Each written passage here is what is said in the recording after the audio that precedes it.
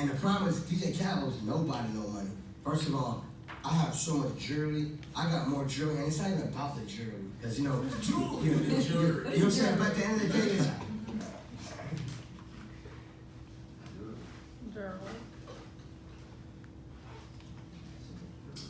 okay, as you guys just saw, DJ Khaled said jewelry.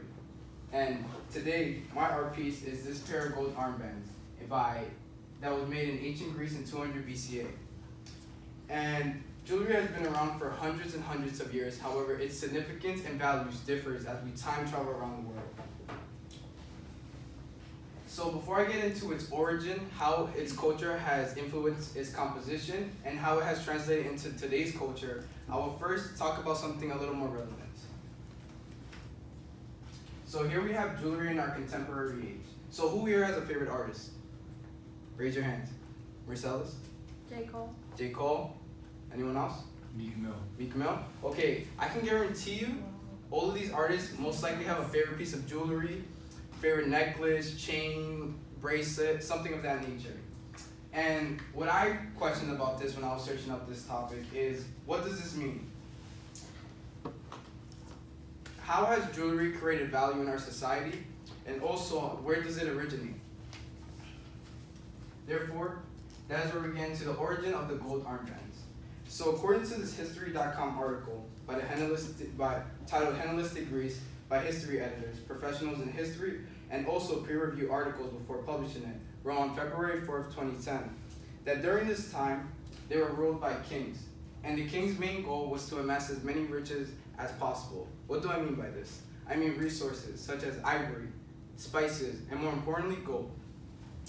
With this in mind, we now go into Intellectual Pursuits by Sean Hemingway, an independent scholar who works in the Department of Greek and Roman Art at the Met, one of the largest art exhibits nationwide, wrote on April 7, 2007, about during this time, there was a lot of innovations in math, sciences, and the arts, in which we began to see more intricate and more detailed pieces of jewelry. So now let's go back into how culture influences its composition. So the first, hold on, okay.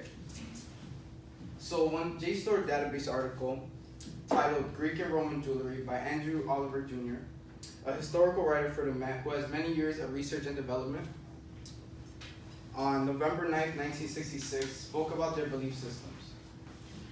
And the people during this time believed in a lot of mythology, so god of like war, god of love, god of death. And in this image, we see a man and a woman. It's kind of blurry, but if you see it before. And they're holding the god of love, Eros. And what I interpret by this is this trying to talk about rebirth or like reproduction, like having a child.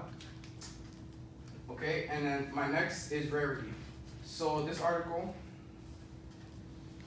so according to this other JSTOR database book, cool. Oh my god, I'm sorry. Okay, you got it. Alright, You go, bro, you got it.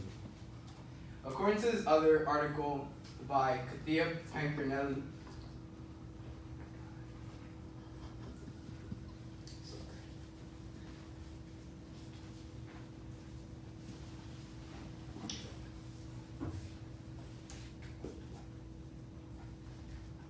Okay. According to this article by Katia Pancrinelli, a historical professor who received help from professionals and professionals who have doctors in Greek history, published on September 2nd, 2008, spoke about the scarcity of gold. And because there was such a scarce amount of gold, the gold signified beauty.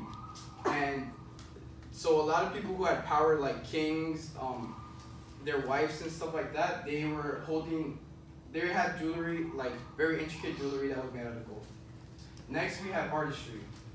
So here, during artistry, they worried about craftsmanship and attention to detail.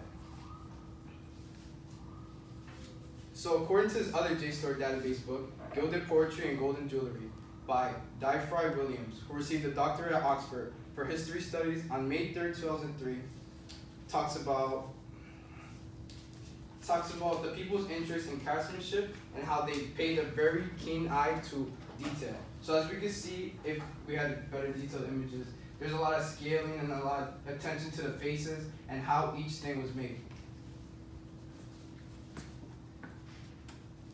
Now we have into the future analysis.